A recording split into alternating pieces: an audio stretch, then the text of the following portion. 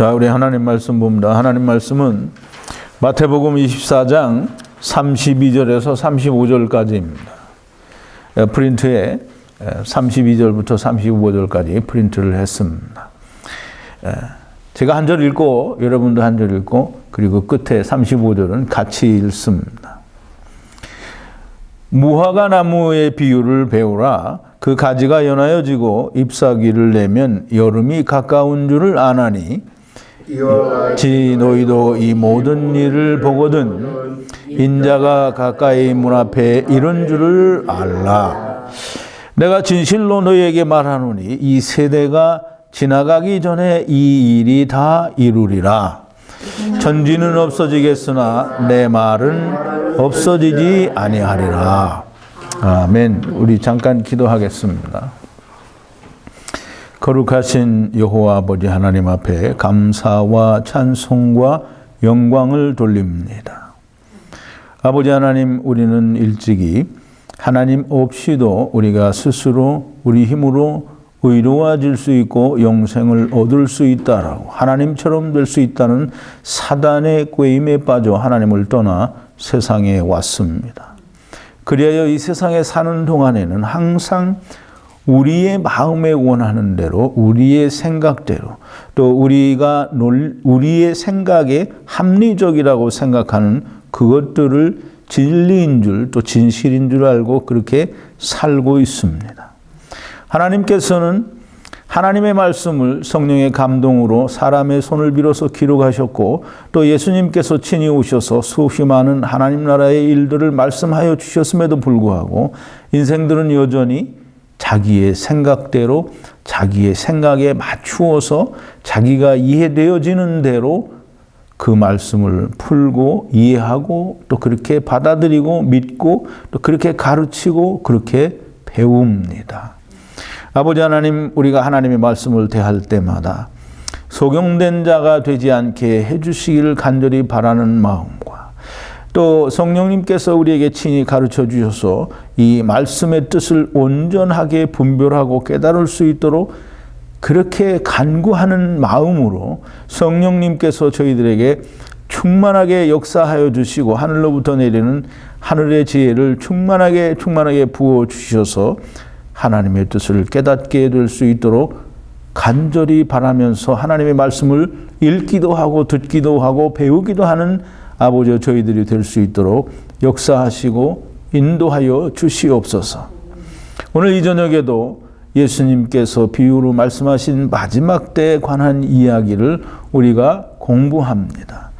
우리가 예수님께서 말씀하신 것들을 다 기초로 하고 또 그것을 배경으로 해서 하나님의 말씀, 예수님께서 우리에게 말씀하신 비유의 비밀들을 온전히 깨닫는 귀한 시간이 되도록 역사하시고 인도하여 주시옵소서. 우리 로고스 교회 성도들과 또 동영상을 통하여 하나님의 말씀을 사모하고 또 그 진리를 알기를 진심으로 사모하는 수없이 많은 사람들에게도 동일한 은혜로 함께하여 주시옵소서. 예수님의 이름으로 기도하옵나이다. 아멘.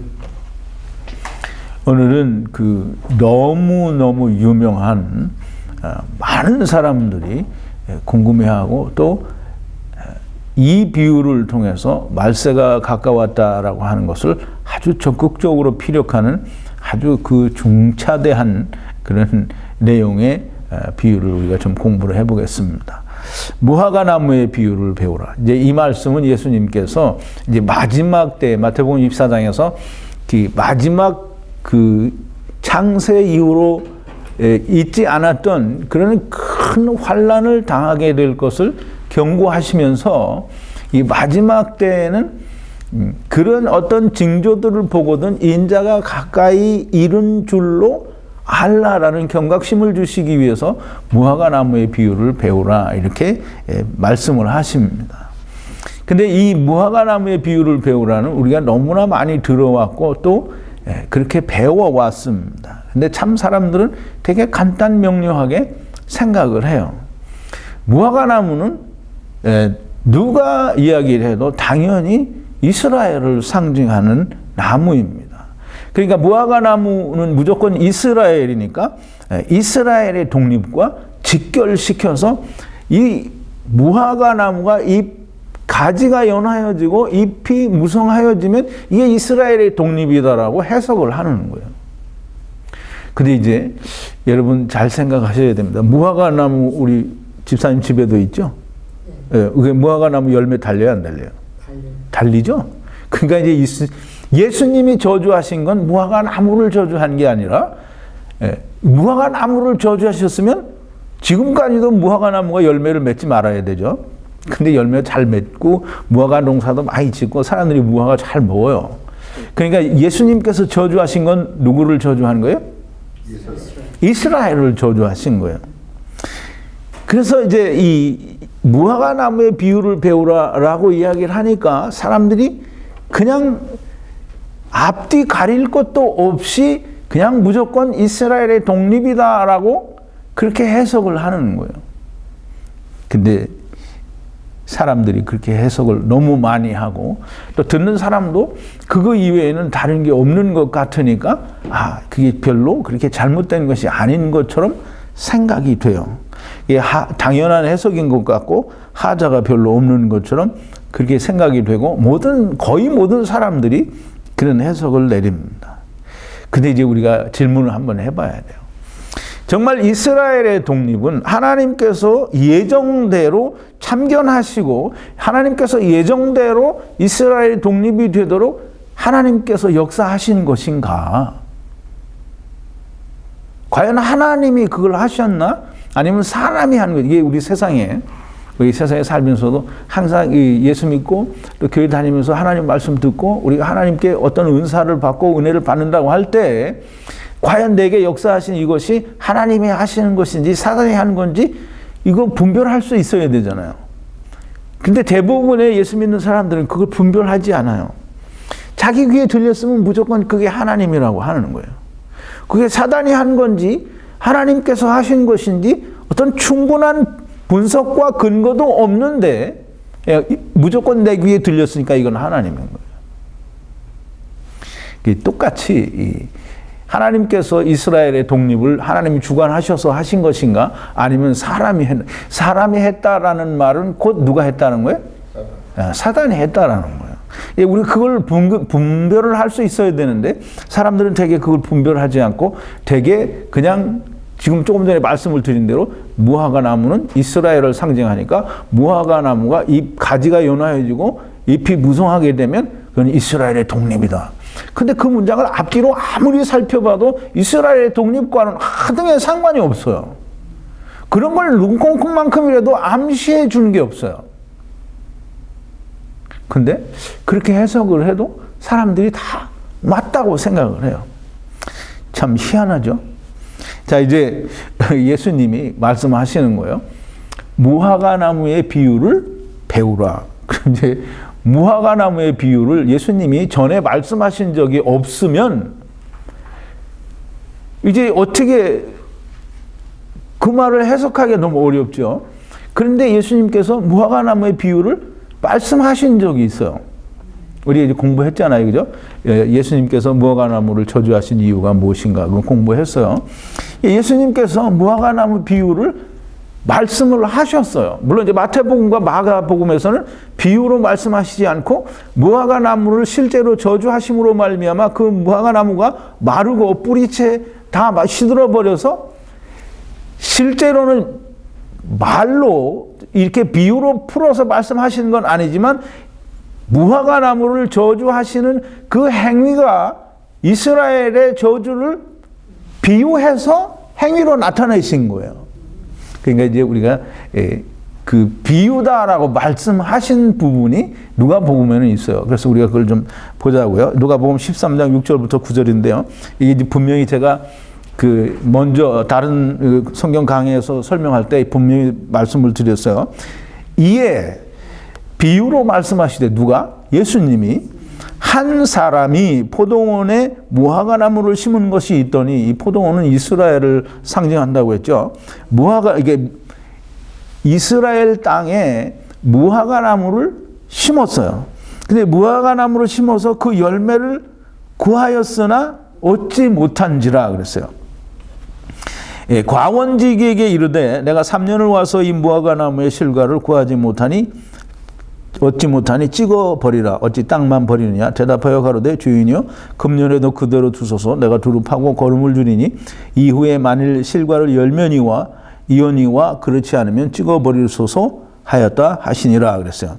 지금 포도원은 우리가 보통 이스라엘이라고 이야기하지만 무화과 나무를 이스라엘로 비유를 했을 때 포도원은 세상 전체를 말한다라고 볼 수도 있어요. 그렇게 해야만 이제 적당한 해석이 되는 거죠. 자, 이제 무화과 나무를 심고 3년을 열매를 기다렸으나 얻지 못했다고 했어요.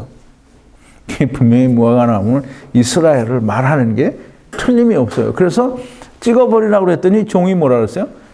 아, 내가 금년에도 땅을 파고 거름을 주고 손을 잘 돌볼 테니까 금년을 또 기다리고 만약에 그래도 열리지 않으면 그때 찍어버리소서 그랬어요. 근데 이제 우리가 결과를 보자고 하면 이스라엘은 결국은 찍혀버렸죠. 네. 열매가 없어서 찍혀버렸단 말이에요.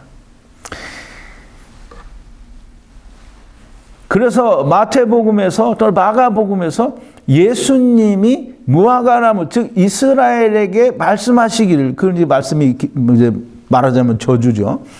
예, 이번에 보면 마태복음 21장 19절인데요. 길가에서 한 무화과나무를 보시고 그리로 가사 잎사귀밖에 아무것도 얻지 못하시고 나무에게 이르시되 이제부터 영원토록 네게 열매가 맺지 못하리라 하시니 무화과나무가 곧 마른지라. 또 마가복음 11장 13절인데요. 멀리서 잎사귀 있는 한 무화과나무를 보시고 혹 그 나무에 무엇이 있을까 하여 가셨더니 가서 보신즉 잎사귀 외에 아무것도 없더라. 이는 무화과의 때가 아님이라 그랬어요. 근데 이 무화과의 때가 아님이라는 사람들은 전부 그 계절이 때가 아니다라는 데 맞춰서 설명을 하는데 사실상 따져보면 무화과가 아주 무성이 달리는 때는 아니지만 그때가 열매가 있을 수 있었던 때예요. 근데 지금 마가가 무화과 나무의 때가 아니라고 하는 것은 이스라엘의 때가 아직 아니라는 얘기를 하는 거예요. 근데 사람들은 되게 그거를 무시하고 넘어가죠. 계절에다만 맞춰서 다 얘기를 하는데. 자, 이제 예수님께서 마가복음도 그렇고 마태복음도 그렇고 무화과 나무를 저주하시고 그 뒤에 하신 말씀이 뭐예요?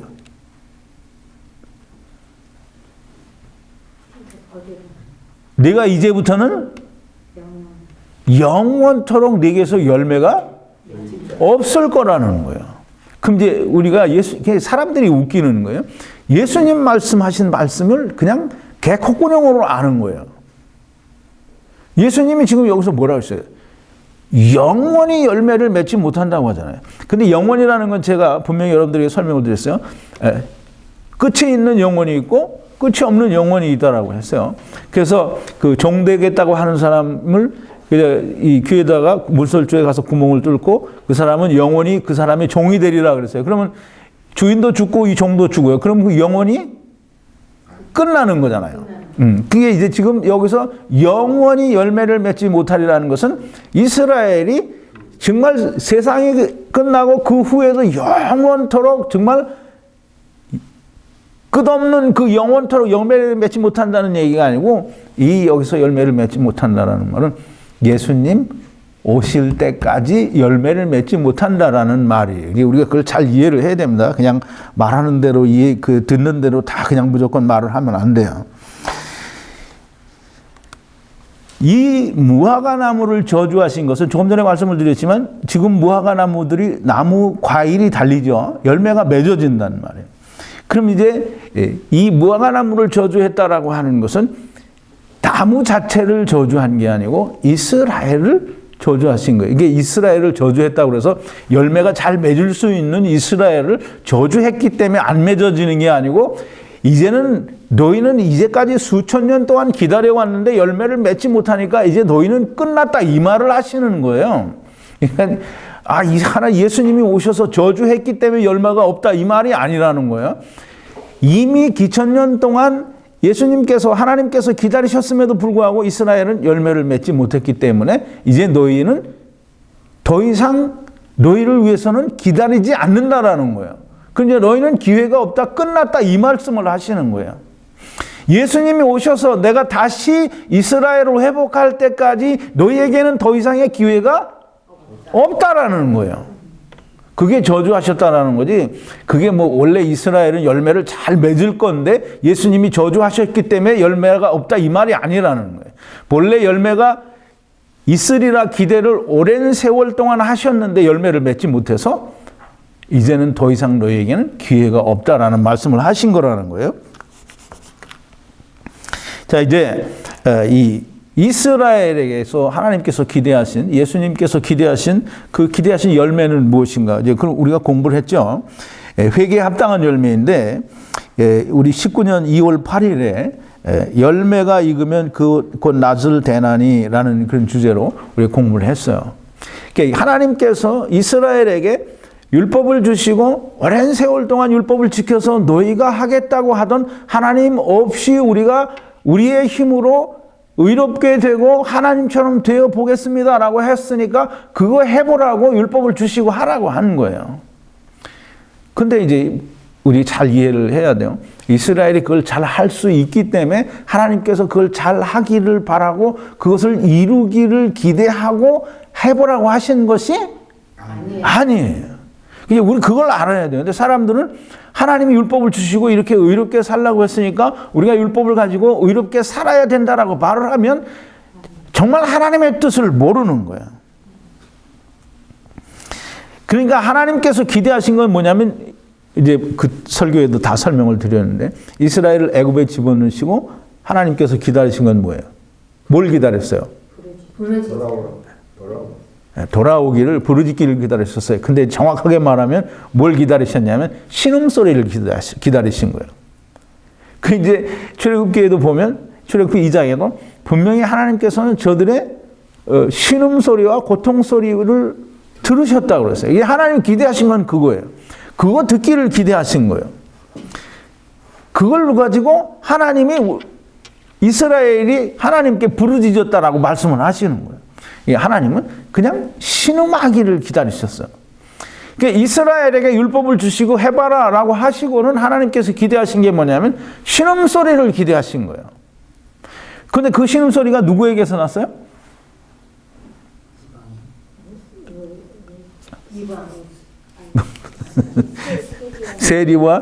세리와 창기들에게서 그 소리가 들렸죠.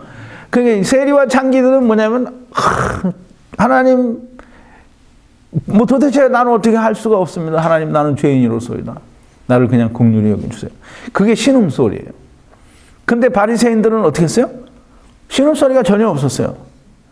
우리는 이렇게 하나님 없이 이렇게 잘했지 않아요? 하나님 봐주세요. 이렇게 하니까 이건 하나님이 기대하신 게 전혀 없는 거예요.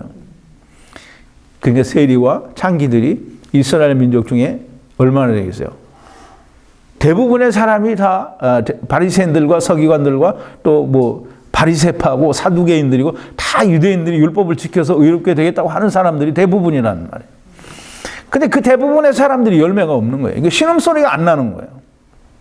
그래서 그걸 열매가 없다고 하는 것이고 열매가 있는 세리들과 창기들, 과부와 고아들만 하나님께서 예수 그리스도께서 챙기시고 병자들, 예수님은 세상에 오셔서 전부 과부, 고아, 세리, 창기, 그 다음에 병자들, 문둥병자들, 무슨 혈루병 환자, 전부 이런 사람들만 만났어요.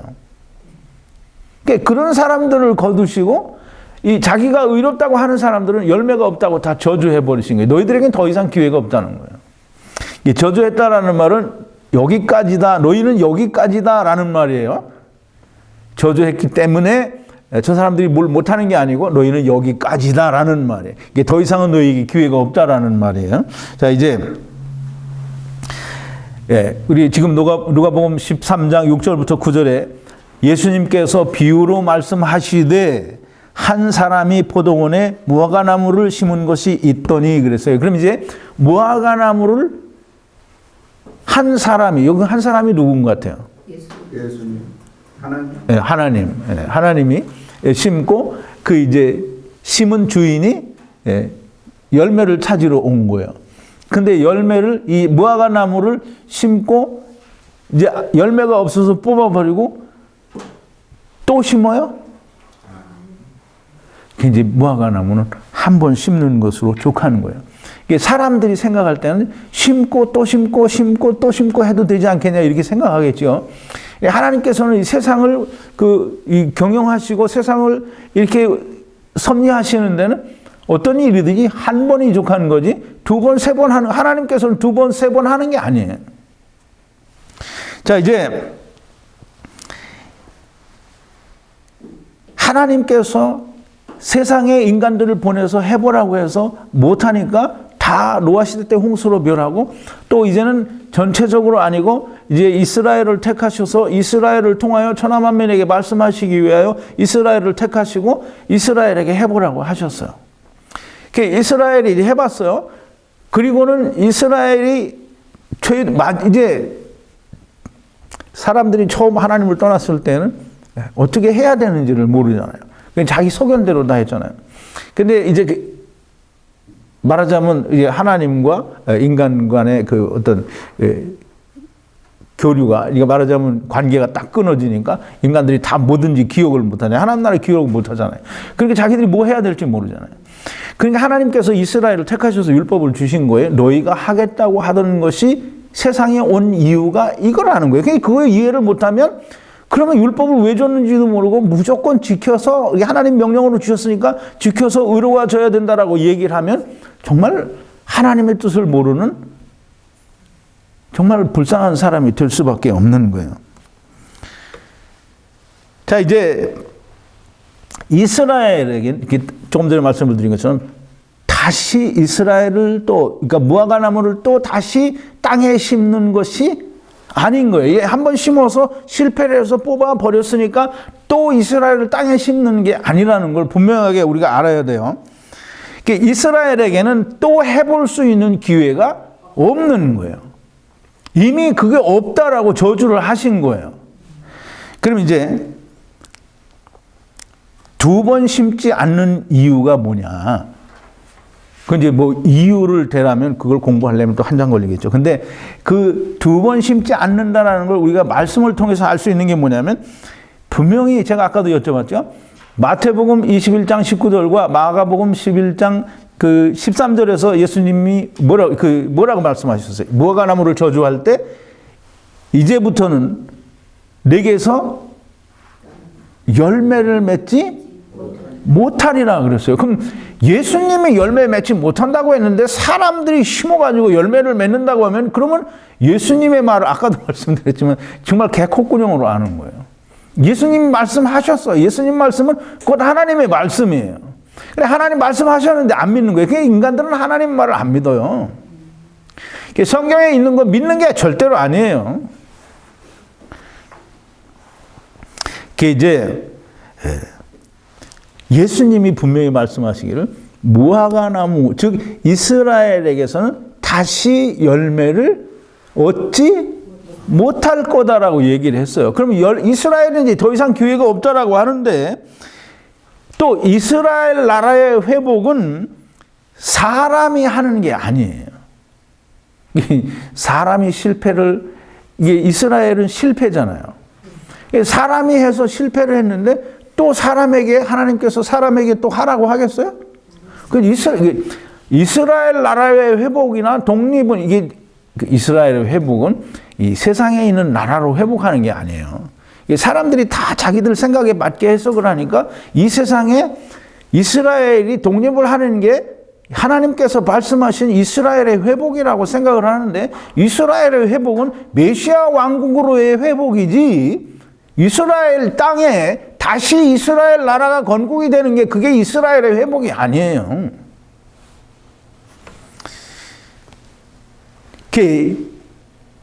예수님께서 무화과 나무의 비유를 배우라라고 말씀하시는 것은 그 말씀 속에는 뭐가 들었느냐면 이스라엘 나라는 영원히 열매를 맺지 못할 거라고 이미 내가 이야기하지 않았니? 넌 그걸 상기해봐라 라는 뜻이에요. 그러면 이스라엘 나라는 이미 예수님께로부터 저주를 받고 그 기한이 끝났다라는 말씀을 들어서 이제 다시는 기회가 없다라고 하니까 이스라엘은 저주를 받은 거예요. 다시는 이스라엘을 다시 땅에다가 세워서 하나님께서 기회를 주는 게 아니라는 거예요. 그러니까 이제 분명히 예수님은 마태복음 21장 19절, 마가복음 11장 13절에서 분명히 얘기하셨어요. 이제부터는 내게서 열매를 맺지, 네가 열매를 맺지 못한다는 거예요. 이스라엘이 열매를 맺지 못한다는 거예요. 그러니까 땅에 다시 이스라엘 나라를 1948년도에 사람들이 독립을 시켰어요.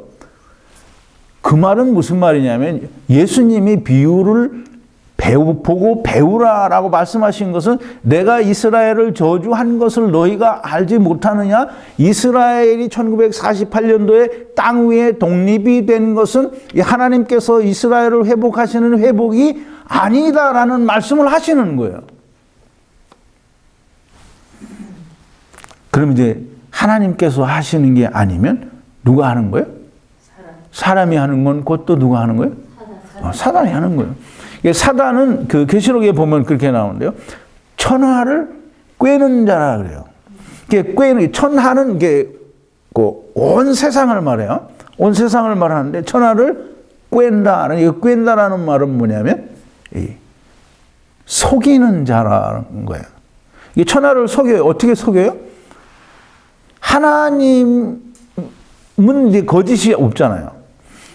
하나님의 것은 모든 것이 참이에요. 근데 그 참이 아니라고 하는 게 그게 사단이 꿰는 거예요. 미혹하는 거, 꼬이는 거예요. 자, 이제 하나님의 뜻을, 하나님의 말씀을 제대로 이해하지 못하면 자다가, 우리 그런 소리 잘 하죠. 자다가 뭐 봉창 두들기는 소리 한다고. 정말 하나님의 뜻을 모르면 자다가 봉창 두들기는 소리를 하는 거예요. 하나님께서 사단의 꾀임에 빠진, 즉 이제 우리가 선악을 알게 하는 나무 열매를 먹어도 우리가 죽지 않고 먹는 날에는 우리가 다 하나님처럼 될 걸 하나님이 아신다라고 꼬인 거예요. 그럼 그 말이 무슨 말이냐면 우리가 이걸 먹고 너희가 이걸 먹고 하나님 없이도 우리가 하나님처럼 될 수 있는 걸 하나님이 아니까 우리가 이걸 먹고 하나님 없이 우리가 우리 힘으로 하나님처럼 돼보자 이렇게 하는 거예요. 근데 그걸 답석 주워 먹었으니까 사단의 꾀임에 빠져서 넘어간 거예요. 그러니까 이제 하나님께서 먹으면 반드시 죽는다고 했는데 그걸 먹었으니까 이제 하나님께서 뭐 처단해서 죽여버리는 건 아니에요. 그거 하나님 없이 한다고 하니까 그럼 해봐라. 그래서 해보라고 세상도 만들어주시고 다 모든 물질 세계를 만들어서 하나님이 없는, 근데 하나님이 계신 곳은 하나님의 나라고 세상 나라는 하나님이 계신 곳이 아니에요. 뭐 세상에 무슨 큰 보물단지가 있어서 이 세상은 하나님께서 만드셨으니까 이거 뭐 하나님 거다. 물론 하나님께서 만드셨어. 틀림없어요. 그런데 그게 하나님과 상관이 없어요. 하나님 언제든지 이걸 버리는 거예요. 그래서 본래부터 창조 때부터 이 세상은 버리기로 하나님께서 작정을 하신 거예요. 왜? 하나님의 뜻이 이루어지면 이 세상은 버리고 새 하늘과 새 땅이 들어오는 거예요. 이게 버리는 거예요.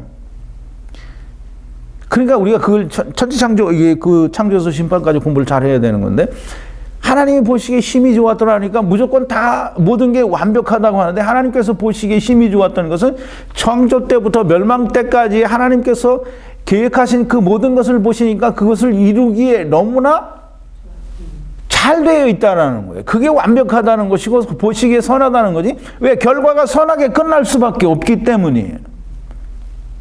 그냥 선하게 끝나는 건 인간이 하나님께서 해보겠다고 해서 내보내주고 해보니까 안 돼서 하나님이 하시고 그 하나님이 하시니까 모든 것이 다 선하게 끝나게 되어 있기 때문에 보시기에 선하다라고 하시는 거예요. 하나님께서 사람에게 세상으로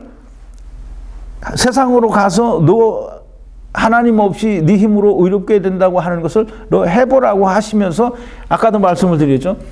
이스라엘이 사람들이 하나님을 떠나서 다 잘할 수 있을 것을 기대하시고 가라고 하신 거예요? 예, 실패할 것을 다 아셔요. 실패할 것을 다 아시니까 하나님 뭘 예비하셔야 돼요?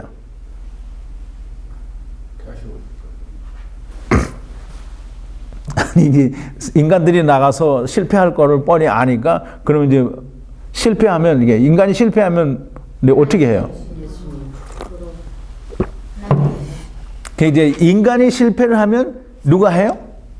네, 하나님이 하시는 거예요. 그러니까 하나님이 하시려고 예수 그리스도를 창세 전부터 예정하신 거예요. 그래서 예수 그리스도가 하나님의 예정대로 세상에 오셔서 하나님이 인간이 못한 걸 하시는 거예요. 자, 이제 이 하나님께서 이 세상을 창조하시고 사람들을 거기에 이게 하나님을 떠나겠다는 자들을 보내시고 그것을 실패할 것을 하나님은 다 아시니까 처음부터 하나님께서 그리스도를 예정하시고 그리스도 안에서 하나님을 떠난 자들을 다 다시 불러주실 것을 예정을 하신 거예요. 그 예정을 하시고 그 예정을 하신 이유가 뭐냐면 저들이 못할 걸 아시기 때문에 너희들이 못하면 이제 내가 해줄 거다라는 말씀을 하시는 게 창세전에 예정이 되었다라는 말씀을 하시는 거예요. 그럼 이제 보세요. 우리 창세기 15장 17절에 보면 하나님께서 아브라함을 부르셔서 아브라함에게 복을 약속을 하셔요. 그죠? 근데 복을 약속을 하시고 아브라함에게 이제 제사를 지내라고 하죠. 그래서 짐승을 잡아서 제사를 지내는데 제사를 지내고 맨 그 제사 끝에 창세기 15장 17절인데요. 4번이에요. 해가 져서 어두울 때에 연기나는 풀무가 보이며 타는 횃불이 쪼갠 고기 사이로 지나더라. 이거 이제 우리 창조 공부할 때 공부했어요. 이게 쪼갠 고기 사이로 아브라함이 지나간 게 아니고 횃불이 지나서 하나님이 지나가신 거예요. 그럼 이게 뭐냐면 너희들이 가서 애굽에 가서 너희 후손들이 다 고생하고 거기서 신음할 건데 그 세상에서 이제 애굽은 세상을 상징한다고 그랬죠. 그러면 이제 그 애굽에서 모든 그 고난 끝에 거기서 나올 수 있게 그것을 그러니까 인간이 못하게 되면 내가 한다라는 뜻이 이 창세기 15장 17절에 들어있는 거예요.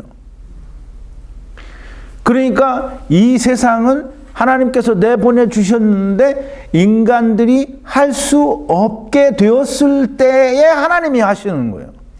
그러니까 이스라엘을 애굽에 가두시고도 기대하신 게 신음소리를 기대하셨고 이스라엘을 택하셔서 율법을 주시고 기다리신 것도 신음소리를 기다리셔서 인간이 할 수 없다라는 게 드러났을 때 하나님이 하시는 그래서 예수님이 오시는 거예요. 그래서 예수님을 만날 수 있는 사람은 내가 아무것도 할 수 없다는 그런 죄인이라는 걸 깨달았을 때 예수님을 만난다라고 말씀을 드렸죠. 예. 그렇게 예수님을 만나는 거예요. 자, 이제 그것을 너희가 실패를 하고 너희가 이룰 수 없을 때에 내가 하겠다, 이제 하나님이 해주시겠다라는 것은 이미 창세기 15장 17절에서 아브라함과 횃불 약속을 하시면서 이미 약속을 하셨고 율법 안에다 그걸 담아두셨어요. 율법 안에 담아둔 게 뭐냐면 그 갈라디아서 3장 22절에서 26절까지인데요.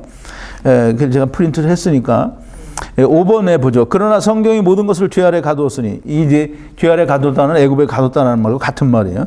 이는 예수 그리스도를 믿음으로 가두어 가지고 저희가 할 수 없는 걸 깨닫고 죄인인 것을 깨달았을 때 예수 그리스도를 발견하고 믿게 하기 위해서 즉 다시 말해서 그리스도를 믿음으로 말미암은 약속을 믿는 자들에게 주려 함이니라. 믿음이 오기 전에 우리가 다 율법 아래 매인 바 되고 계시될 믿음의 때까지 예수 그리스도가 오실 때까지 갇혔었다라는 거예요. 이같이 율법이 우리를 그리스도에게로 인도하는 모학 선생이 돼요. 우리로 하여금 믿음으로 말미암아 의롭다 함을 얻게 하려 함이니라. 믿음이 온 후로는 우리가 모학 선생 아래 있지 아니하다. 그러니까 이 말을 우리가 잘 갈라디아서는 이미 강해를 했어요. 이 말을 잘 이해해야 되는 게 뭐냐면 율법 안에서는 우리가 할 수 없기 때문에 그 율법 안에 율법을 제대로 이해를 하고 깨달으면 그 율법이 너를 생명, 즉 그리스도에게로 인도하는 모학 선생이 되어 믿음으로 우리를 인도해 준다라는 말을 거기 갈라디아서에서 사도 바울이 하는 거예요. 그걸 이제 로마서 8장 3절 4절에서는 사도 바울이 아주 너무나 클리어하게 이제 설명을 하죠. 이제 보세요. 6번인데요. 근데 하도 많이 해서 여러분들이 아마 외울 것 같은데 외워야 돼요. 외워야 돼요. 율법이 육신으로 말미암아 연약하여 할 수 없는 그것을 하나님은 하시나니. 율법이 육신으로 말미암아 연약하여 할 수 없다는 말은 육신으로는 율법을 지켜서 의롭게 될 수 없다라는 걸 말하는 거예요. 그래서 하나님이 하신다라는 거예요. 그러니까 인간들이 하나님을 떠나겠다는 자들이 하나님 나라를 떠나서 세상에 와가지고 우리가 하나님처럼 돼보겠다고 하는데 그럼 해봐라 라고 했더니 못하는 거예요. 그러면 그 못하는 걸 깨달았을 때에 하나님이 하신다라는 거예요. 그래서 하나님이 뭐라 그랬어요? 하나님은 하시나니 곧 죄를 인하여 자기 아들을 죄 있는 육신의 모양으로 보내어 육신의 죄를 정하사 육신을 쫓지 않고 영을 쫓아 행하는 우리에게 그 율법의 요구가 이루어지게 하려 하심이니라 그랬어요. 이 성경은 그거예요. 우리가 이렇게 해보겠습니다. 근데 해보겠습니다 했으니까 열심히 해보는 거 좋아요. 뭐 열심히 막 해보는 거 좋아요. 근데 그 열심히 해보는데 그걸로 내가 의로워지면 절대 안 되는 거예요.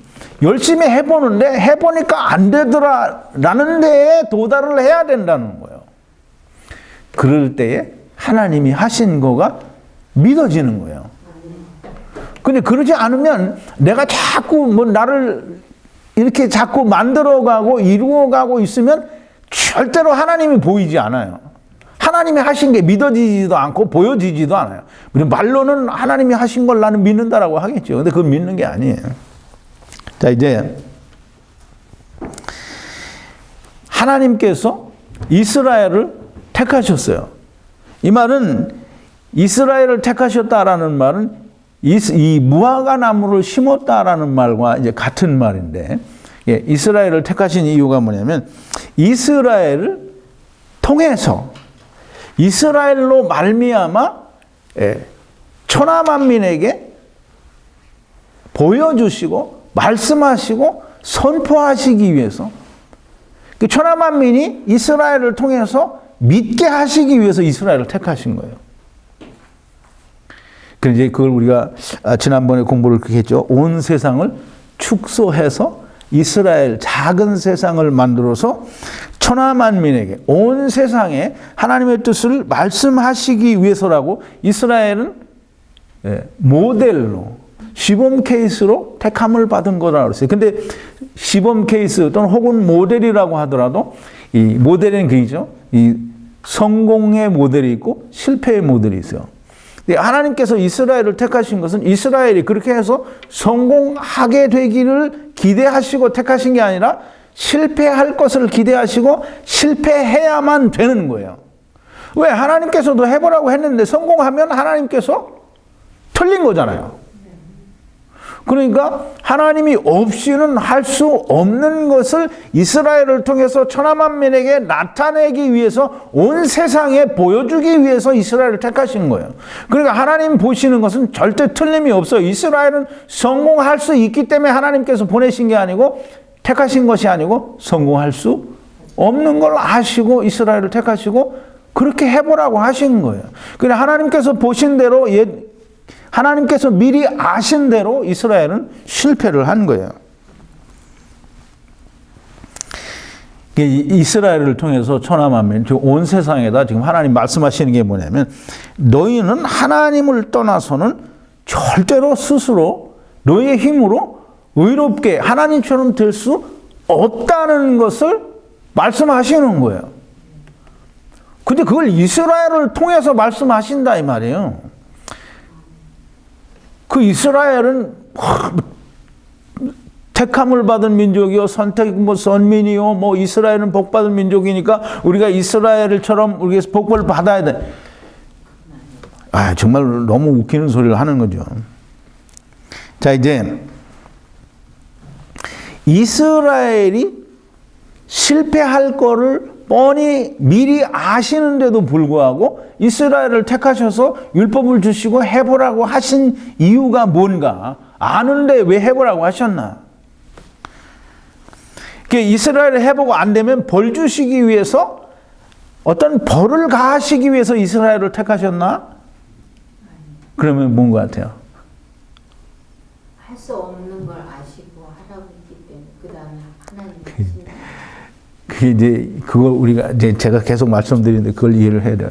이스라엘에게 실패가 틀림이 없는데도 이스라엘에게 해보고 실패하기를 기다리셨어요. 즉 신음하기를 기다리셨어요.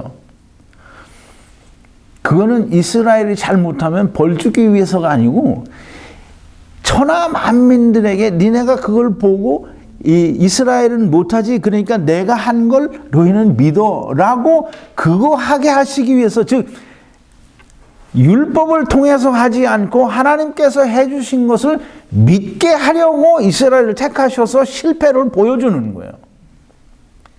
말이 어려운가요? 아니에요.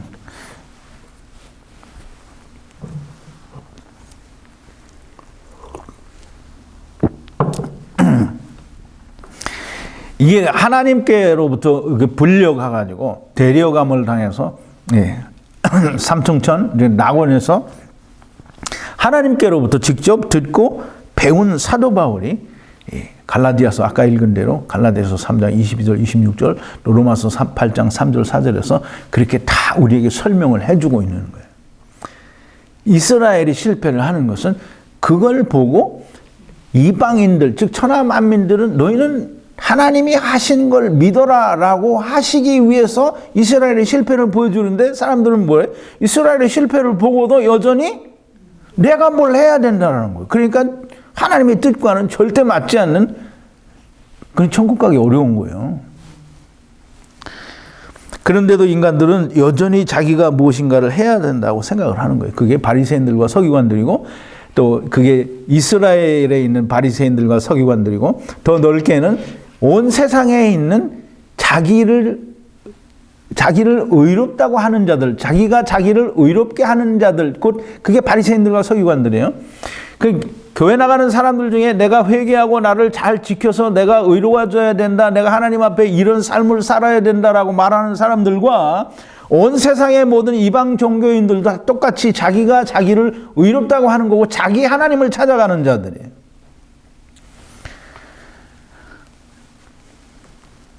자, 이제 우리가 이제 이만큼 들었으면 이제 굉장히 시간이 많이 갔는데 이 무화과나무의 비유를 배우라는 게 쉬운 내용은 아니에요. 하나님께서 이스라엘에게 메시아 왕국, 이스라엘에게 메시아 왕국을 약속을 했어요.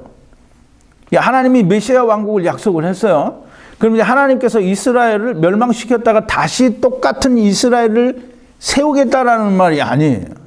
이게 이스라엘은 너희가 해보겠다고 했으니까 너희가 그 나라를 저희들이 한 거예요. 저희들이 왕을 달라고 했고 저희들에게 왕을 주셔서 저희들의 왕과 더불어 자기들이 이스라엘 나라를 이루어 보겠다고 했어요. 그냥 하나님께서 약속하셨잖아요. 가나안 땅에 들어가기 전에 이스라엘에게 율법을 주시면서 뭐라고 했냐면 율법을 가나안 땅에 너희가 하나님께서 너희에게 주실 가나안 땅에 들어가면 너희는 이 율법을 지켜서 율법대로 살아라. 이 율법대로 너희가 잘 살면 그 땅에서 너희가 장구하리라, 영원하리라. 이제 그 말은 뭐냐면 율법을 잘 지켜서 이 가나안 땅을 하나님의 나라에 합당한 나라로 너희가 땅에서 이루면 내가 하나님의 나라를 주겠다라는 거예요. 근데 이스라엘이 그걸 이루었어요? 못 이루었어요? 그러니까 율법을 잘 지키지를 못하는 거예요. 이제 보세요. 하나님께서 그 프린트 뒷면에 보면 이제 프린트가 되어 있는데 그 사무엘하 예수님에 관한 그 예언인데요. 사무엘하 7장 12절에서 17절까지인데요. 이게 다윗에게 나단 선지자를 통해서 하나님의 약속을 전달하는 그 내용입니다. 내 수완이 차서 이게 다윗에게 지금 얘기하시는 거예요. 내 수완이 차서 내 조상들과 함께 잘 때에 내가 내 몸에서 날 자식을 내 뒤에 세워 그 나라를 견고케 하리라. 이제 이게 우리가 보통 솔로몬에 대한 얘기다라고 그렇게 얘기를 하는데 내 몸에서 날 자식을 내 뒤에 세워 이 말은 물론 그 근시안적으로는 솔로몬에 대해서 이야기하는 거지만 이 다윗에게 약속한 다윗의 후손은 예수 그리스도를 말하는 거예요. 즉 다시 말해서 예수 그리스도로 말미암는 나라를 세워서 그 나라를 내가 견고케 하겠다라는 거예요.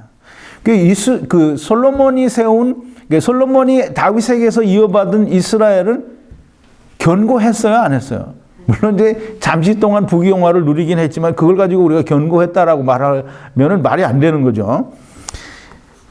저는 내 이름을 위하여 집을 건축할 것이요. 이제 내 이름을 위하여 집을 건축한다고 하니까 솔로몬이 솔로몬 성전을 건축했지요. 그러니까 솔로몬을 이야기하는 것으로 다 이해를 해요. 나는 그 나라의 위를 영원히 견고케 하리라. 그럼 솔로몬의 나라의 위가 영원히 견고했어요? 예. 저는 내 이름을 위하여 집을 건축할 것이요 라는 말은 예수 그리스도께서 사람들에게 참 성전을 줄 거다라는 거예요. 참 성전을 줌과 동시에 예수님은 세상에 오셔서 자기가 성전이 되었지만 예수 그리스도로 말미암아 우리가 그래서 에베소서 공부를 또 해야 되는데 에베소서에 보면 예수 그리스도로 말미암아 우리가 다 성전으로 어떻게 되어 간다 그랬어요?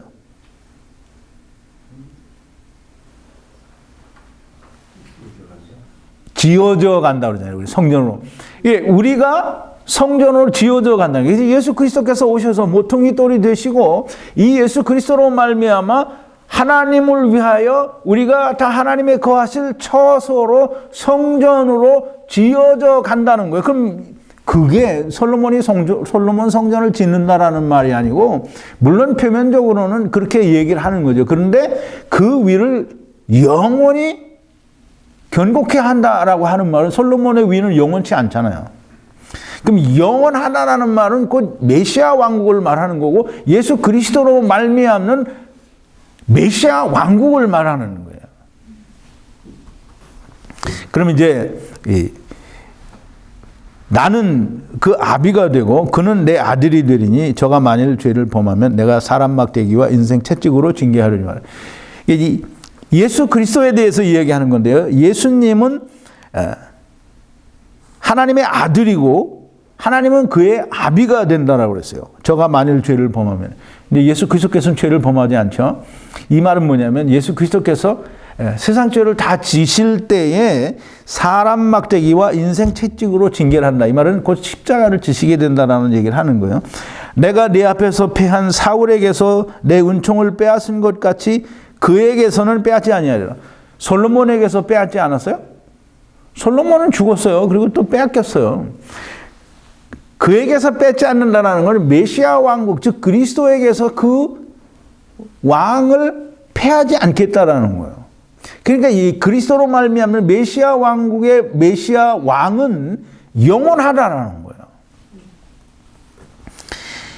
네 집과 네 나라가 내 앞에서 영원히 보존되고 그래서 다윗의 후손 하는 거예요. 지금 다윗에게 이 약속을 하시기 때문에 네 집과 네 나라가 즉 다시 말하면 다윗의 후손에 의한 메시아 왕국이 내 앞에서 영원히 보존되고 내 위가 즉 다윗의 위를 이은 메시아 왕의 위가 영원히 견고하리라 하셨다 하라 그랬어요. 이걸 나단 선지자에게 얘기해서 다윗에게 얘기하라는 거예요. 그래서 나단 선지자가 이 모든 말씀을 모든 묵시대로 다윗에게 고하니라 그랬어요. 지금 다윗이 아직 있을 때에 나단 선지자를 통해서 다윗에게 하나님께서 다윗의 후손으로 말미암아 메시아 왕국을 건설하시겠다라고 하는 약속을 하시는 거예요. 근데 왜 이스라엘이 이미 있는데 메시아 왕국을 약속을 하시느냐고요. 그 말은 이스라엘이 실패를 하고 멸망을 당할 것이기 때문에 장차 예수 그리스도 즉 사람이 왕이 아닌 메시아가 왕인 메시아 왕국을 건설하겠다라고 하는 걸 다윗에게 약속을 하시는 거예요. 처음부터 그렇게 약속을 하신 게 아니라 제가 아까 말씀을 드린 것처럼 이스라엘이 애굽을 나와서 광야를 거쳐 가나안 땅에 들어갈 때 약속하신 게 뭐냐면 내가 이렇게 너희에게 법을 주니까 이 율법을 지켜서 그 땅에서 그 법대로 너희가 잘 살면 내가 너희 나라가 영원토록 해주겠다라고 약속을 하셨어요. 근데 하나님은 이스라엘을 실패하실 거를 미리 아신 바 되었다고 했죠. 그러니까 하나님이 다윗에게 다시 약속을 하는 거예요. 이스라엘을 모세한테도 이야기하실 때 하나님은 이스라엘이 가나안 땅에 들어가서 그냥 급속히 하나님을 떠나고 우상을 섬길 거를 다 아셨어요. 신명기에 보면 나오죠. 다 아셨어요. 그런 것처럼 이스라엘이 가나안 땅에서 다윗이 왕이었을 때에도 이미 그 전에서부터 창세 전에서부터 다 아시는 거예요. 이스라엘은 실패를 할 것이기 때문에 이 사람은 실패를 하니까 사람이 왕이 아닌 하나님이 왕이 되시는 메시아 왕국을 건설하시겠다라고 하는 약속을 하신 거예요. 그러면 이제 이스라엘은 멸망을 했어요. 그럼 이스라엘은 멸망을 했으면 다시 이스라엘이 또 똑같이 독립을 하면 그건 이스라엘의 회복이 아니에요. 이스라엘의 회복은 메시아가 와서 세워야 그게 이스라엘의 회복이 되는 거예요. 자, 이제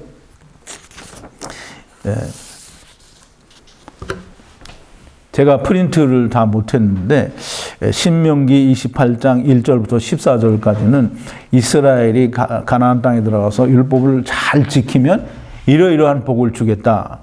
또 15절에서부터 68절까지는 이스라엘 땅에 들어가게 애굽 땅에 이게 가나안 땅에 들어가서 너희가 율법을 잘 지키지 못하고 하나님 말씀대로 살지 않으면 이러이러한 저주를 받을 거다라는 그 복을 주겠다는 약속과 안 지키면 벌을 받겠다라는 저주를 함께 담고 있는 것이 신명기 28장이에요. 이 말은 무슨 말이냐면 너희가 가나안 땅에 들어가서 하나님의 말씀을 가지고 그 율법대로 잘 살아서 하나님께 너희가 하겠다고 하던 것을 보여주면 내가 너희 그 가나안 땅을 영원히 너희에게 주리라는 거예요. 이제 그 말은 곧 하나님의 나라를 주겠다라는 말과 같은 말인데 근데 너희가 성공하지 못하고 실패하면 완전히 멸망을 당하고 너희는 저주를 받을 거라는 거예요.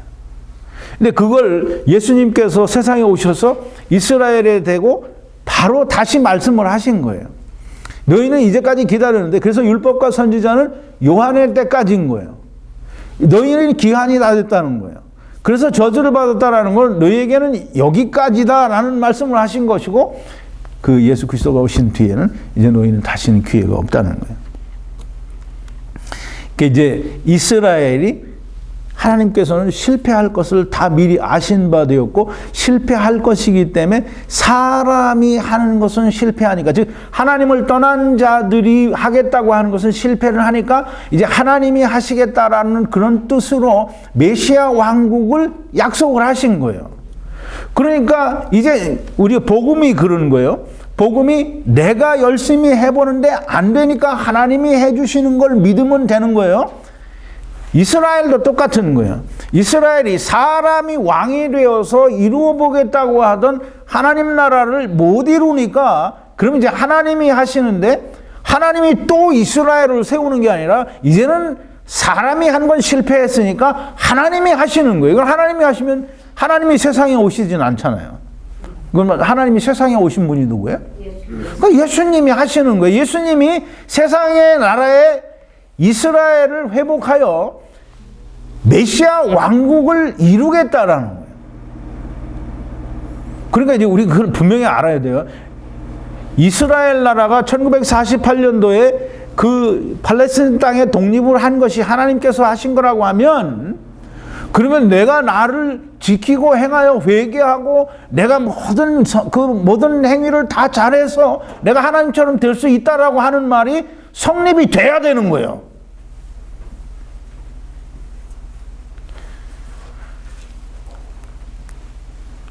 내가 할 수 없으면 이스라엘은 통해서 우리가 똑같이 보는 거예요. 이스라엘이 할 수 없기 때문에 하나님이 하셔서 메시아 왕국이 되는 것이요. 내가 나를 의롭게 할 수 없으니까 하나님께서 오셔서 예수 그리스도로 말미암아 나를 의롭게 하시는 거예요. 근데 이스라엘을 1948년도에 하나님이 독립시키셨다 이 말은 정말 하나님을 정말 이방 잡신만도 못한 하나님으로 만드는 거예요. 메시아 왕국을 세우는 일은 사람이 하는 게 아닙니다. 하나님께서 또 예수 그리스도께서 하시는 거예요. 그래서 성경에 보면 성경은 메시아 왕국을 예수 그리스도께서 돌아오셔서 세우신다고 했어요. 이제 프린트에 보면 있는데요. 아모스 9장 12절인데요. 14번이에요. 아모스 선지자를 통해서 이스라엘이 다시 회복되어질 걸 얘기하는데요. 14번이요. 저희로 에돔의 남은 자와 내 이름으로 일컫는 만국을 기업으로 얻게 하리라. 이는 이를 행하시는 여호와의 말씀이니라. 이 말씀을 사도행전에서 야고보가 좀 더 우리가 이해하기 쉽게 그렇게 설명을 해줘요. 사도행전 15장 16절인데요. 이후에 내가 돌아와서 이 내가는 누구예요? 예수님이. 이후에 내가 돌아와서 다윗의 무너진 장막을 다시 지으며 그 퇴락한 것을 다시 지어 일으키리라. 누가? 예수님이. 그 이스라엘 사람들은 그 세계의 그 정치하는 사람들의 힘을 빌어서 독립을 했잖아요. 하나님이 그렇게 하겠다는 거 아니에요. 예수님이 오셔서 예수님이 이스라엘을 회복하신다라고 말씀하셨어요. 그러니까 사람이 세우는 거 절대로 아니라는 거예요. 그리고 이스라엘을 회복하시는 것은 하나님께서 이스라엘에 대해서 예언하신 70일의 그 다니엘에게 약속하신 너희와 너희 백성과 너 거룩한 성을 위해서는 70일에로 기한을 정하여 나니. 그런데 그 70일에가 끝나지도 않았는데 이스라엘이 독립을 한다는 건 이건 어불성설이고 말이 안 되는 얘기를 하는 거예요.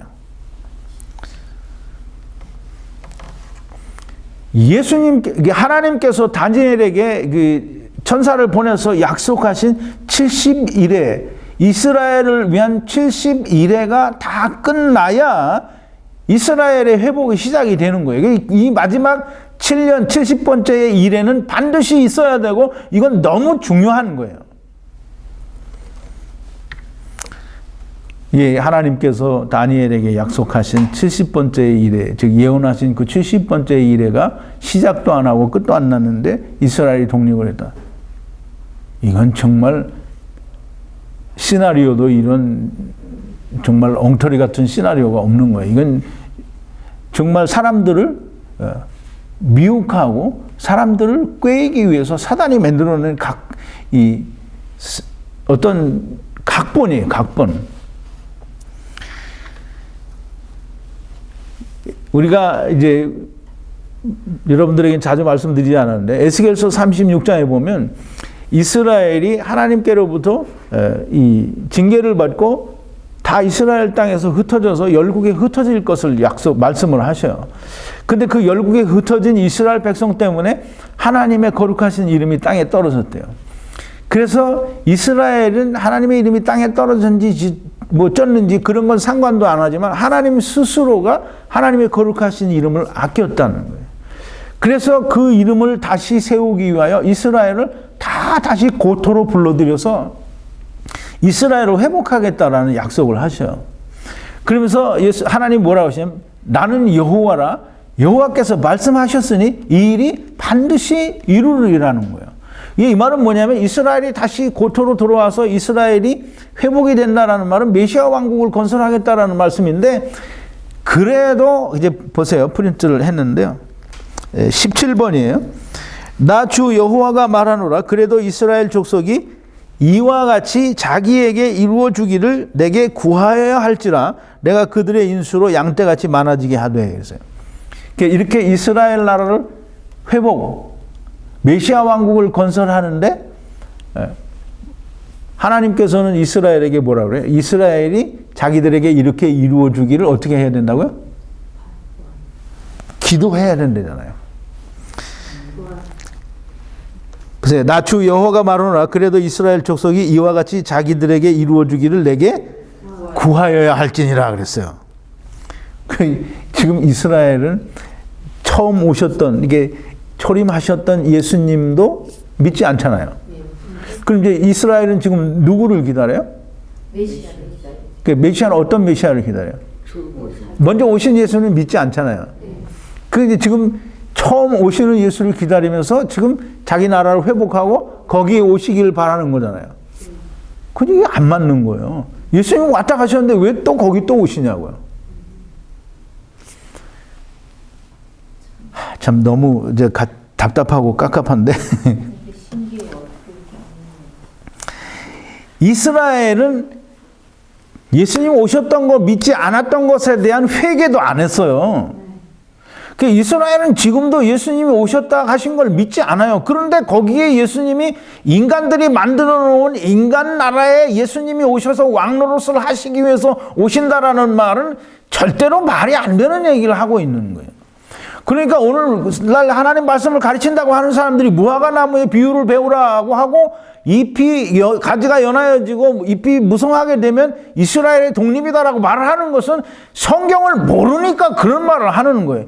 절대 그런 말이 아닌 거예요. 이게 이스라엘은 하나님께 그렇게 기도하지도 않고 바라지도 않고 원하지도 않고 자기들이 원하는 메시아가 이제까지 안 왔는데 지금 와달라는 거잖아요.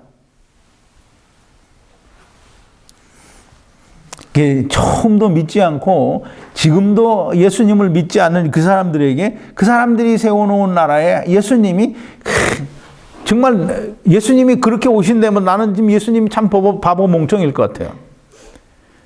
인간들이 세운 인간 나라에 내가 왕이다 그러고 오시겠어요? 아니에요. 정말 너무 한심한 얘기를 하고 있는 거예요. 근데 이스라엘 사람들이 하나님께 간구해야 된다라고 했잖아요. 그럼 이제 이스라엘이 간구를 해야만 돼요. 구해야만 된다고. 우리 이스라엘을 돌아보시옵소서. 다니엘이 그 바벨론 포로 때에 그 예레미야 서책을 발견하고 하나님께 기도한 것처럼 이스라엘이 기도를 해야 돼요. 그럼 알고 기도를 해야 될 거 아니야. 다니엘이 기도를 어떻게 했는지 알아요? 우리가 하나님을 떠난 거로 우리가 이렇게 다 쫓겨났습니다. 하나님께서 우리를 돌아오게 하시겠다고 했으니까 70년 만에 이게 마친다고 했는데 우리를 긍휼히 여겨달라고. 지금 예수님 하나님께서 에스겔서 36장 37절에서 이스라엘이 하나님께 그렇게 기도해야 된다는 얘기는 뭐냐면 다니엘처럼 우리가 이렇게 예수님 오셨을 때 잘못했으니까 이제라도 오셔서 우리를 돌아보시옵소서라고 기도를 해야 된다는 거예요. 근데 그 기도를 죽어도 안 해요. 지금도 안 하잖아요. 근데 언제 하느냐면 언제 할 것 같아요? 네. 환란 때 7년 환란 때에 그걸 하게 돼 있어요. 그래서 그때 부르짖으면 이제 그때 그 7년이 70번째 이래가 다 끝날 때 메시아 왕국이 건설이 되는 거예요. 그거를 이사야서에서는 새하늘과 새 땅이라고 했고 계시록에서 말하는 새하늘과 새 땅은 조금 차이가 있는데 어쨌든 거기도 새하늘과 새 땅은 맞아요. 그래서 그 천년 왕국 그것이 메시아 왕국이에요. 그러니까 그 70번째 이래가 그게 다니엘에게 약속하실 때 뭐라고 약속을 하셨느냐면 너희 백성과 내 거룩한 성을 위하여는 70일에로 기한을 정하였는데 그 70일에가 되면 죄가 영속되어지고 이제 그 프린트를 했으니까 한번 같이 보죠. 프린트를 안 했나? 했네. 예. 16번인데요. 내 백성과 내 거룩한 성을 위하여 70일에로 기한을 정하였나니 허물이 마치며 죄가 끝나며 죄악이 영속되며 영원한 의가 드러나며 이상과 예언이 응하며 또 지극히 거룩한 자가 기름을 부음을 받으리라 했어요. 이게 예수 그리스도는 기름 부음 받은 자예요. 그런데 70일에가 끝나는 때에 기름 부음 받은 자가 난다라는 말은 왕이 나타난다는 얘기예요. 그러면 이제 그 왕은 우리가 예수 그리스도께서는 왕으로 기름 부어서 오신 적이 없어요. 메시아 왕국 때에 지금 기름 부음 받은 자가 난다는 말은 본래 예수 그리스도는 기름 부음 받은 그래서 그리스도예요. 기름 부음 받았다라는 말은 그리스도라는 말인데 이 기름 부음 받는다라는 말은 왕으로서 기름 부음 받는 자가 나타난다는 거예요. 그게 메시아 왕국이 그때 이루어진다라는 얘기를 하는 거예요. 자, 이제 이스라엘이 에스겔 선지자를 통해서 하나님께서 말씀하신 대로 자기들을 위해서 그렇게 이루어 주시기를 기도해야만 돼요. 지금 기도 안 했어요. 하지도 않고 있고 그거는 70번째 이래가 다 끝나야 그게 그 이래 즉 환란 동안에 이스라엘이 그걸 구하게 돼 있고 하나님은 그 기도를 들어주시고 그 기도가 이루어지게 돼 있어요. 메시아 왕국이 이루어지게 돼 있는 거예요. 지금 이스라엘 나라가 1948년도에 팔레스타인 땅에 독립이 됐던 이스라엘 회복이 아니에요. 이 사단이 천하를 꿰기 위한 하나의 사단의 어떤 권모 술수인 거예요. 자, 이제 무화과 나무의 비유를 배우라. 정말 많은 해석을 내놓죠. 이렇게 해석을 한다고 해서 성경이 바뀌는 건 아니에요. 예수님께서 무화과 나무 비유를 배우라라고 하는 이 말씀은 절대로 이스라엘의 독립이 1948년도에 일어난 그것을 이스라엘에게 무화과 나무가 다시 심어졌다라는 뜻으로 이야기하는 게 아니에요. 무화과 나무의 비유를 배우라라는 말씀을 하신 그 저변에 이면에 깔려 있는 예수님의 의도는 뭐냐면 오히려 내가 무화과 나무를 저주한 일을 생각해 보라는 거예요. 내가 영원토록 너희에게서는 이제 열매가 맺어지지 않는다라고 이야기하지 않았느냐. 그걸 상기해 보라는 거예요. 그거 상기해 보면 이스라엘이 자기들끼리 또 독립을 해서 나라를 세웠다라고 하는 것은 무화과 나무가 다시 생성되고 심어진 것이 아니라는 말씀을 지금 이 무화과 나무 비유를 배우라는 말씀을 통해서 우리에게 하시는 거라고 그렇게 이해가 되어져야만 되는 거예요. 이제 우리가 이 마태복음 24장 15절에 보면 예수님이 마지막 때 큰 환란에 대해서 얘기를 하셔요. 그때는 큰 환란이 있을 건데 멸망의 아들 다윗 사도 바울은 그렇게 멸망의 아들이라고 얘기했는데 예수님은 멸망에 가증한 것이 거룩한 곳에 선 것을 보거든. 그리고 괄호 열고 읽는 자는 깨달을진저 그랬어요. 그게 왜 읽는 자는 깨달을진저 그렇게 썼는지 아세요? 내가 한 번도 설명 안 했나? 거룩한 곳은 어디가 거룩한 곳이에요? 하나님 나라. 네, 하나님 나라. 이 세상에는 하나님께서 거룩한 곳이다라고 정해준 데가 어디예요? 구약시대 때.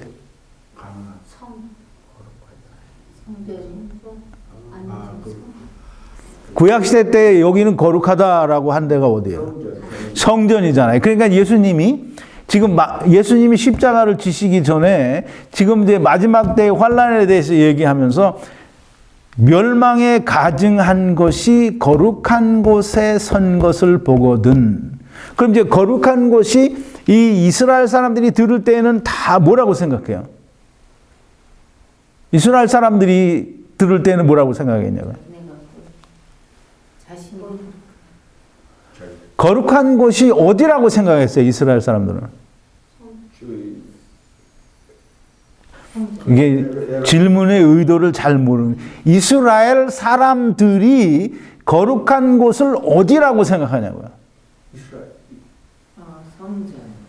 그렇죠. 그러니까 이스라엘 사람들은 지금 예수님이 멸망에 가증한 것이 거룩한 곳에 선 것을 보거든이라고 할 때 이 사람들은 전부 그 거룩한 곳이 솔로몬 성전, 헤롯 성전, 그 성전인 줄로 생각한다는 말이에요. 그러니까 거기 가로 열고 생각하는 게 말씀하시는 게 뭐냐면 읽는 자는 깨달을진저. 그러니까 이제 성전은 예수님께서 십자가에 돌아가셨다가 3일 만에 부활하시게 되면 성전은 거기가 성전이 아니고 예수님께서 말씀하시는 마지막 때의 성전은 다 누구예요? 우리가 다 성전이란 말이에요. 그러니까 읽는 자는 깨달을진저라고 거기에 괄호를 치고 그런 말씀이 있는 거예요. 그거 읽는 사람들은 깨달으라는 거예요. 성전이 어딘지요. 그러니까 지금도 성전하면 이스라엘의 성전이 세워져야 된다라고 하고 성전을 막 짓고 있잖아요. 그건 다 꽝인 거예요. 자, 이제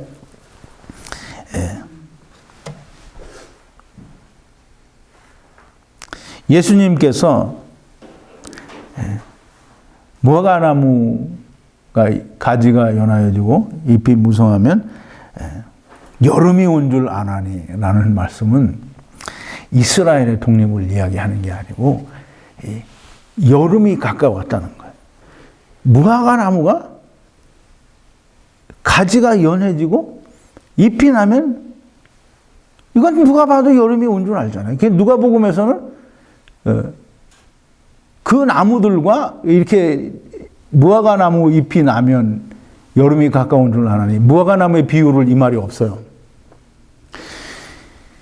예수님께서 무화과나무의 비유를 배우라라고 말씀하신 것은 오히려 이스라엘의 독립이 사단의 꾀임수라고 하는 것을 알려주시고 가르쳐주시기 위해서 이 말씀을 하신 거라고 우리가 이해를 하면 훨씬 더 좋은 성경 해석이고 예수님의 의도를 제대로 이해하는 거예요.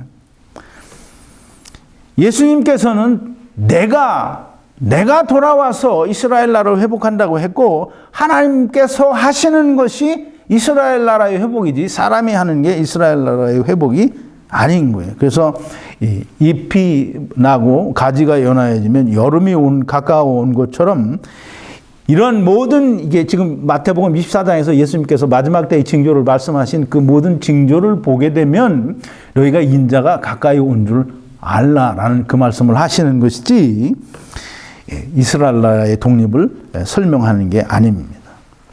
자, 이제 이 말씀을 하시면서 이제 시간이 좀 많이 가긴 했는데요. 이 세대가 가기 전에 다 이루리라 그랬어요. 사람들마다 다 이 세대를 전부 한 1세대라고 해석을 하는데 1세대는 이스라엘에서는 1세대를 30년 또는 50년으로 이렇게 생각을 해요. 그래서 대부분의 이 무화과나무 비유를 설명하는 사람들이 이 세대가 지나가기 전에라는 말을 뭐 30년이나 50년에 다 이루어진다라고 생각을 해서 거기다 맞춰서 다 설명을 해요. 근데 여기서 말하는 2세대가 지나가기 전에라는 2세대는 한 세대 혹 1세대를 말하는 게 아니에요. 이제 보세요. 1세대, 게네아라는 그 헬라어는 족보 또는 혈통 또는 가문, 그래도 세대를 말하는 게 틀림이 없어요. 근데 여기서는 2세대, 즉 다시 말해서 영어로 말하면 this, 2세대라고 말하는 건데 2세대는 무슨 말이냐면 예수님께서 이스라엘 백성들을 책망할 때 그런 얘기를 많이 하죠.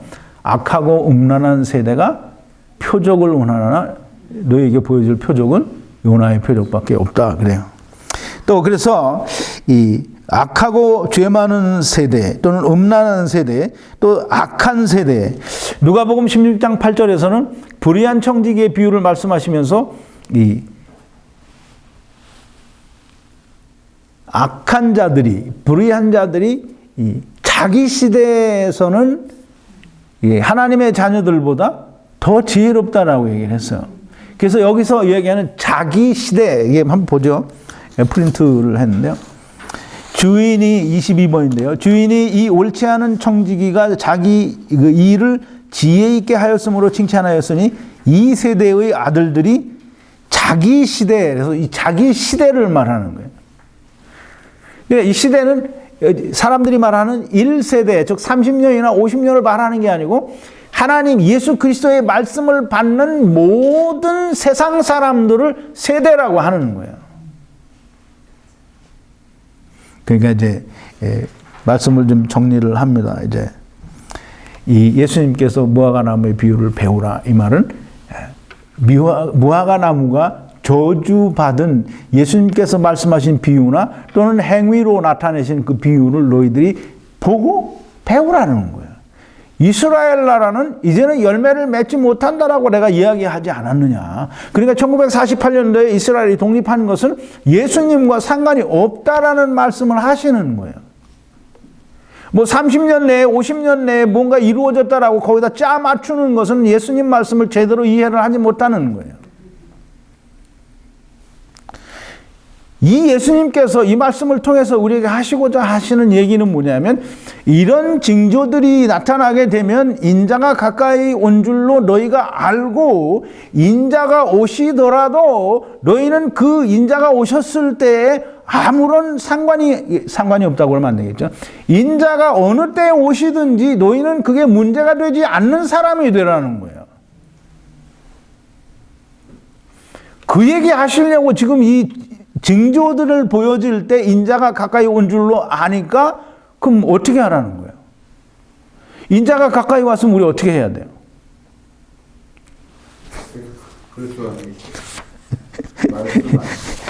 인자가 가까이 왔으면 인자가 이게 다음 이게 내일 모레 일요일에는 생각지 않은 때 인자가 오시리라는 제목으로 이 다음 내용들을 이제 공부를 할 텐데요. 인자가 오시게 되면 그 오시는 날짜를 우리가 알면 뭐 할 수 있는 게 뭐 있어요? 없어요. 그런데 사람들은 그 날짜를 알기를 그래서 그걸 계산하는 걸 되게 좋아해요. 근데 예수님은 절대 그거 얘기 안 하셨어요. 그리고 예수님이 얘기할 필요도 없는 게 우리가 이제 혼인잔치 비유를 통해서 이제 공부를 했잖아요. 네. 그 날과 시는 누구만 한다고? 아버지만 한다. 그게 예수님이 몰라서 아버지만 안다는 게 아니라 그 권한이 아버지에게 있다는 거예요. 그래서 아버지가 가라 그러면 가는 거예요. 그 이제 예수님께서 이 세상에는 이스라엘을 택하신 그 모든 것들이 이 이스라엘의 혼인 예식과 너무 이렇게 연결이 되고 그거를 딱 맞춰서 이렇게 우리에게 보여주시는 것이기 때문에 참 우리 일요일 날 우리가 공부를 하면서 더 많은 걸 배우고 또 은혜를 받게 되기를 바랍니다. 네, 오늘은 어쨌든 인자가 오실 때가 가까워 왔다라는 그 말씀을 하시는 것이지 무화과나무의 비유를 배우라는 말은 이스라엘의 독립을 이야기하기 위해서 말씀하신 것이 아니라는 것을 꼭 이해를 해야 됩니다. 자, 일요일 날 우리가 또 연결해서 공부를 하기로 하고 오늘은 여기까지입니다. 기도하시겠습니다. 거룩하신 여호와 아버지 하나님, 감사와 찬송과 영광을 돌립니다. 오늘도 하나님께서 우리에게 알려주시는 귀한 말씀을 우리가 묵상해 보았습니다. 하나님, 우리에게 성령을 부어주시고 하늘로부터 내리는 신령한 지혜를 충만하게 부어주셔서 이 하나님의 말씀들이 온전하게 이해되어지고 깨달아질 수 있도록 은총과 은혜를 더하여 주시옵소서. 예수님의 이름으로 기도하옵나이다. 아멘.